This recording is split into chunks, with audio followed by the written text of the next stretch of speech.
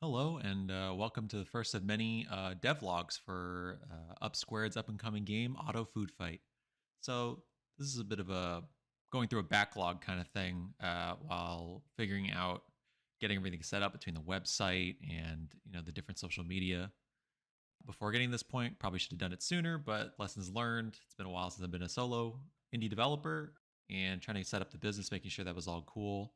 So yeah, this is from initially this update is from April 22nd when I worked on the main menus just to get back into Unity, get stuff set up, just kind of an excuse just to get started somewhere in something simple.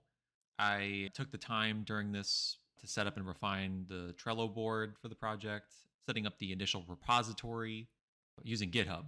And I can explain the versioning later in another update if anyone wants to know, but fairly straightforward. But this version is just 0.1.0.0 since it's the first pre-release sort of just version. It really felt nice just having a foundation to work off of and get the work feeling a bit more official kind of thing. For now, the art's mainly just placeholders, though technically do have the rights to use them commercially, having bought many art assets in the past, but I'm more concerned with getting functionality and getting a working prototype rather than the art being in the nicest spot. The strength's more on the programming side in the first place, so I'd rather lean towards that more. And because this is the first kind of initial devlog and just sort of getting things going, there's not too much to talk about in the actual way of how the game goes. I'll be as descriptive as I can as we go along.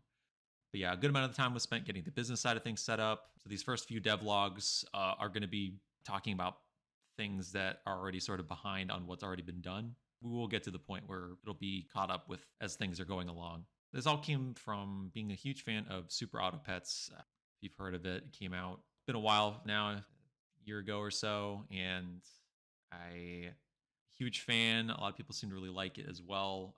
Got my friends into it. It's just a really fun game, and just seeing what they've done with it.